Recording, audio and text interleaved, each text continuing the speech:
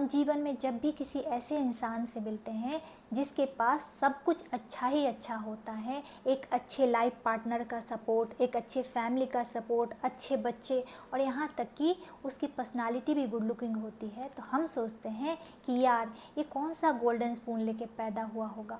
वहीं पे एक दूसरा इंसान जिसके लाइफ में सब कुछ बुरा ही चल रहा होता है, तो हम सोचते हैं कि यार ये इंसान ऐसा भी तो डिज़र्व नहीं करता है। जी हाँ दोस्तों, मैं हूँ कल्पना और मैं बड़े ही दिल से स्वागत करती हूँ आप सभी का मेरे इस चैनल पर। तो एक समय की बात है, दो दोस्त मंदिर के प्रांगण में बैठ के बात कर रहे थे।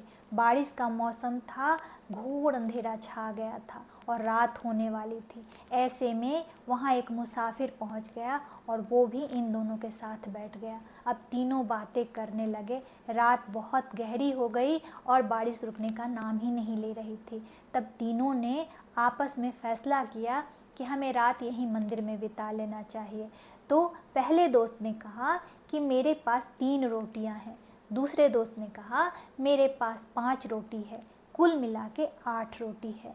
तो इस 8 रोटी को 3 लोगों में कैसे बांटा जाए?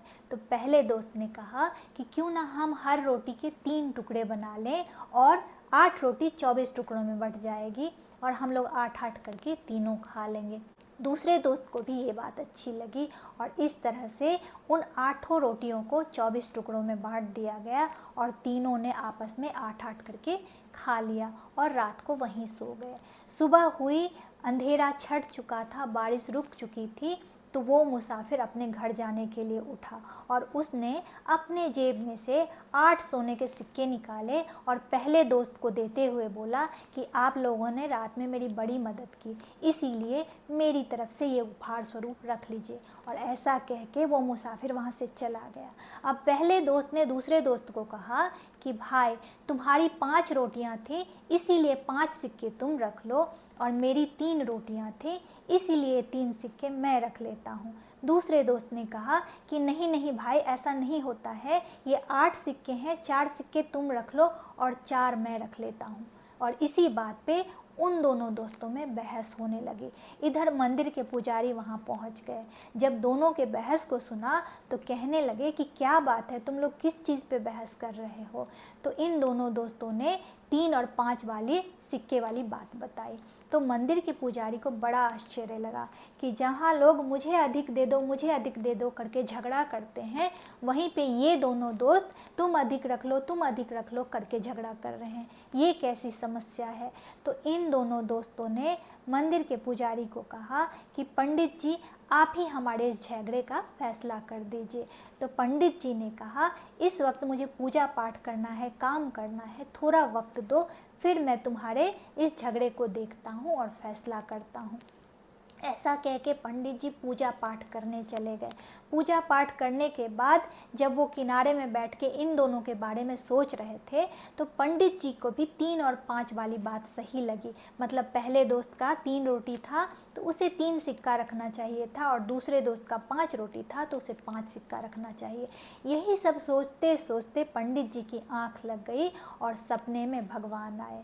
तो पंडित जी ने भगवान से कहा कि हे प्रभु, ये दोनों आपस में इस सिक्के के लिए लड़ रहे हैं कि 3 तुम रखो और 5 तुम रखो, तो मुझे भी यही 3-5 वाला फैसला सही लगता है। आप बताइए, आपका क्या फैसला है?